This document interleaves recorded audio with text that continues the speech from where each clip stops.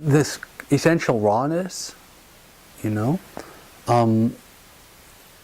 it's all impersonal in the sense that, not in the sense of it doesn't affect you as a person, it certainly is extremely intimate to us, but it's not, it's universal.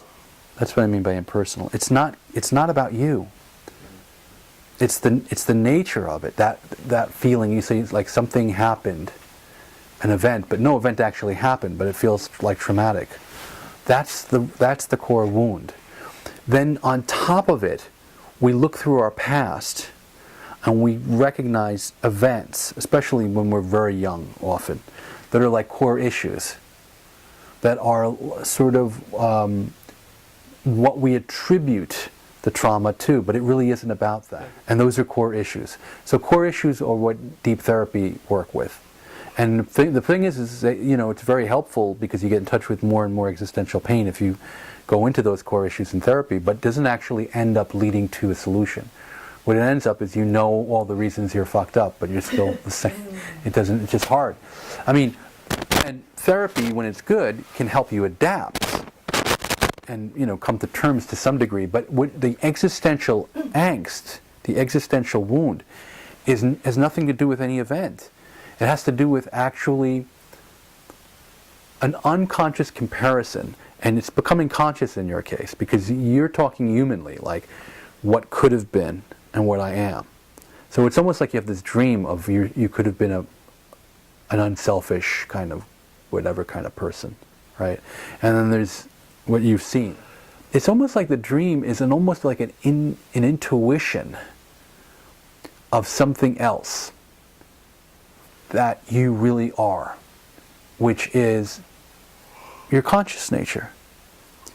Your conscious nature is simply aware of all of this and has absolutely no judgments of anybody or anything. It's aware of the whole thing, and it's intimately connected to everything that you're aware of and everybody you're aware of. And in a way, you could say this is love, because it doesn't have any sense of withdrawal, has total empathy, in the sense that whatever anybody's feeling, it's right there feeling it with them, because it's non-separate from everything. And it's really your own awareness, strangely enough. It is so much a part of you that you don't notice it. It's the awareness that you have of everybody in the room right now, without but not the thoughts of who they are, but the actual just light of awareness. It's inseparable from them. It's not repulsed by them or anything. The mind will be repulsed, your ideas and your own feelings will be, but your consciousness never.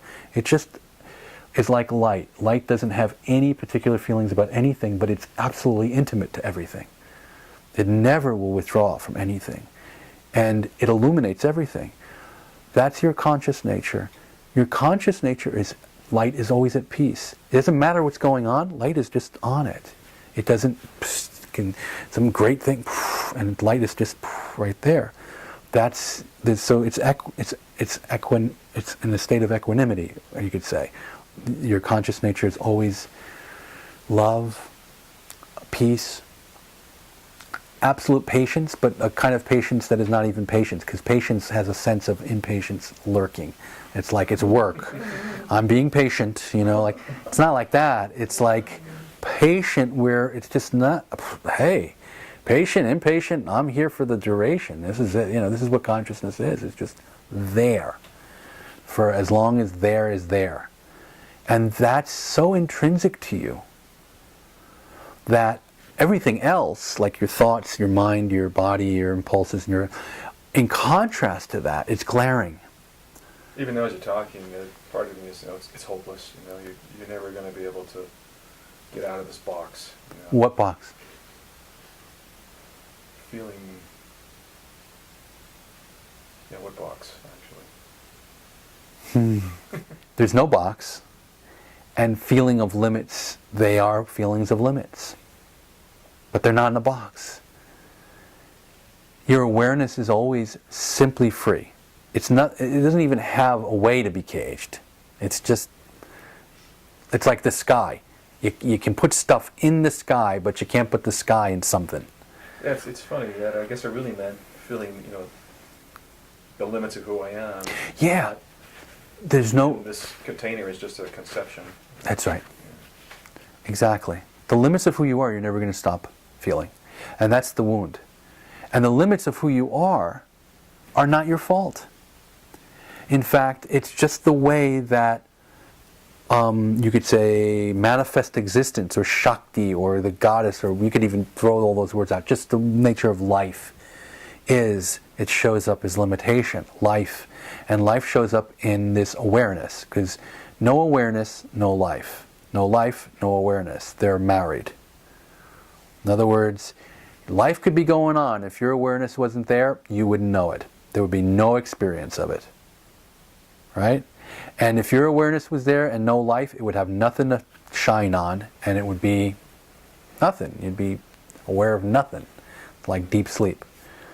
But there's your awareness, your sentience, consciousness, aware of this life, and this life includes your body and your mind and your thoughts and your wife and all your friends and your work and everything that you see in front of you.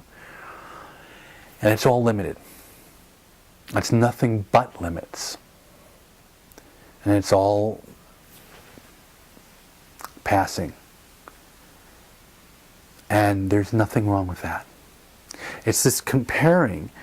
You can say comparing to an idea about yourself, and also this unconscious comparing of the actual fact of what you are as consciousness. It's almost like the dream of who we could be is as if form would show up like consciousness. That's kind of what we want. It's like, I want a personality that's like consciousness. Totally loving, totally peaceful, totally... And it ain't going to ever happen. It just isn't. Too bad. Now, if you know that, strangely enough, the personality and the being... But this is down the line. It's basically, if you know that you're limits and you begin to like really let yourself be limits and not make any of it wrong, not make yourself wrong, because there's nothing wrong with you at all. There's just nothing wrong with you. It's the nature for mammals to be self-centered. And you're not entirely self-centered. Your basis, you say the very basis of your being is self-centered. That's how it is for all mammals. That's how it is for all living beings, all sentient beings. They are self-centered, the basis. And then the next ring out, they're more than that. And you're definitely more than that. I can tell you, your wife can tell you, you're more than self-centered. You may not have let yourself feel the inner core, and now you're seeing it and you're going, holy shit. Even my love for my wife is for me. Even my love for my kids is for me. Even everything. That's right. And that's true for every mammal. That's true for all of us. And there's nothing wrong with that.